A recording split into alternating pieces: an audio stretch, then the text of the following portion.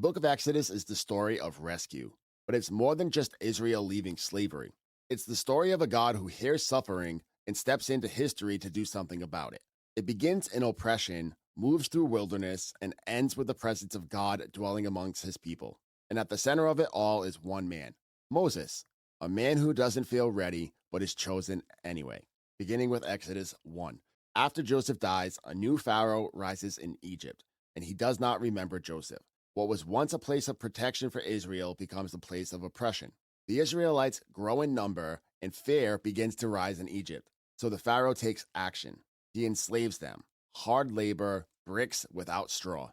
It's forced construction under brutal conditions. But something strange happens. The more that they are oppressed, the more they multiply. So Pharaoh escalates. He orders every Hebrew baby boy to be killed at birth. A nation is now under the threat of extinction through genocide. And it feels like God's promise to Abraham is slipping away in silence. But silence does not mean absence. In the middle of this darkness, a child is born, a Hebrew baby boy, and his mother hides him for as long as she can, 3 months. But she can't hide him forever, so she makes a decision that no parent should ever have to make. She prepares a basket, carefully waterproofed, softly placed among the reeds of the Nile River, and she lays her son inside of it and then steps back, not abandoning him, but entrusting. And his sister, Miriam, watches from a distance to see what will happen. The river that once represented death for Hebrew boys now carries one child forward in hope. And then something remarkable happens. Pharaoh's daughter comes to the river to bathe, but she sees the basket. So she opens it and she hears the cry of a baby. Her heart is moved. She knows it is a Hebrew child. She knows that her father ordered these children to die, but she chooses compassion anyway. And then Miriam steps forward and offers to find a Hebrew woman to nurse the child. And unknowingly, Pharaoh's daughter agrees. So the baby's own mother is brought back to raise him, but now under protection, under provision, under God's hidden hand. As the child grows older, he is taken into Pharaoh's household, and he is given a name, Moses, which will one day mean something far greater than anyone realizes. So Moses grows up with two identities, a Hebrew by blood, an Egyptian by upbringing. And one day, he sees something that he cannot ignore, an Egyptian beating a Hebrew slave.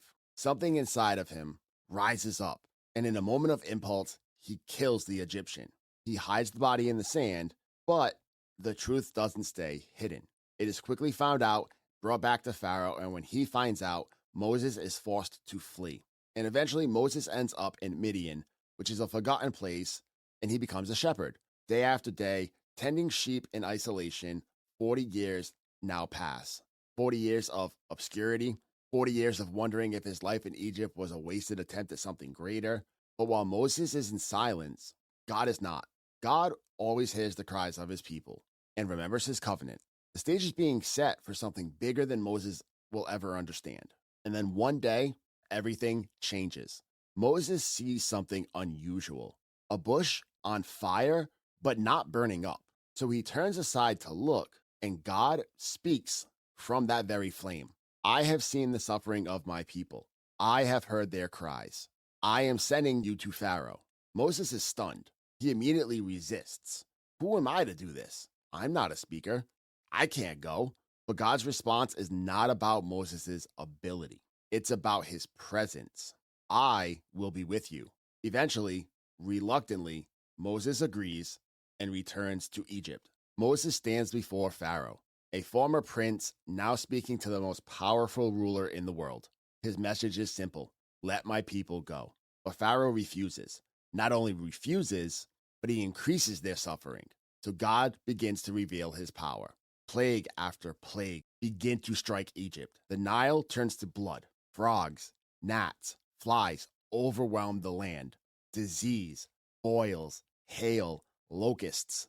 Darkness covers Egypt for 3 days. Each plague directly challenges Egypt's gods and Pharaoh's authority. But Pharaoh's heart hardens again and again. He will not let them go until the final judgment approaches.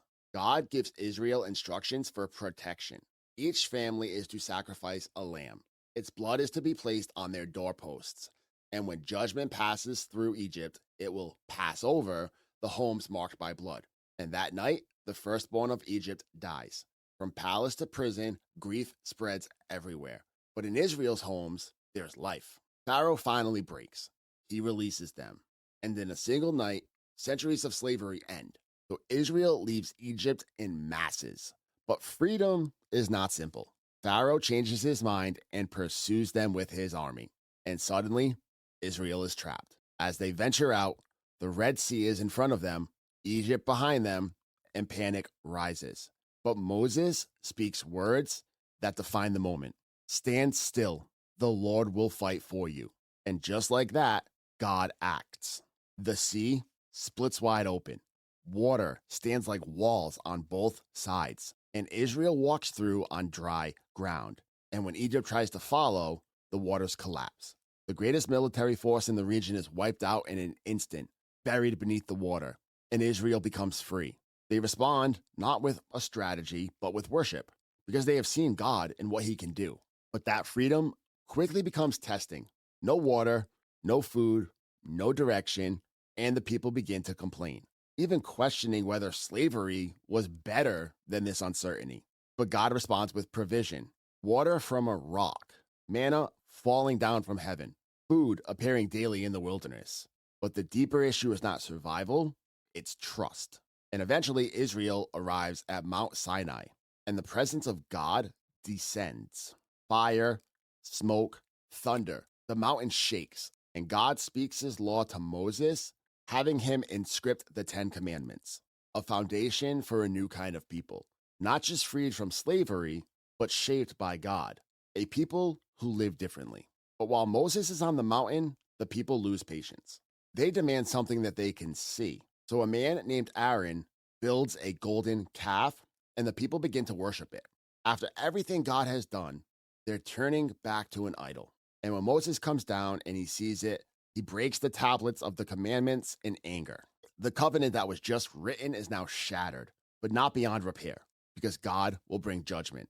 Yet, he still offers mercy, and the covenant is renewed, because God's faithfulness is stronger than any human failure. And God gives instructions for something new, the tabernacle, a portable dwelling place for his presence.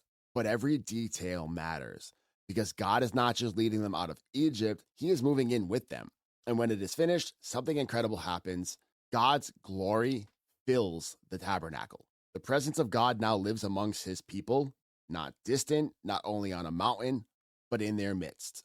So Exodus ends with God present amongst his people. A nation has been born, a covenant has been made, but the journey is just beginning. Because freedom is not just leaving slavery, it is learning to live with God. So Exodus leaves us with two main questions that we could take into our daily lives. Where has God already delivered you, but you are still living in fear or uncertainty, like you're not free? And are you willing to trust him, not just for the rescue, but more importantly, for the journey after? Because remember, Exodus is not just about getting out, but it is about being formed into something new. If you enjoy this video, please help us out by growing and sharing this ministry by liking the video, subscribing if you haven't already, and you want to come back for every single book being broken down just like this. We have a few Bible study guides, pretty much like this, which makes it super easy to understand the Bible, to read the Bible daily, and to get into God's word in a way that we can understand, break it down, and apply it to our lives. The links for those will be in the top of the comments and also in the description. And that also will help the ministry grow even more. And we'll see you for the next book. And as always, God bless.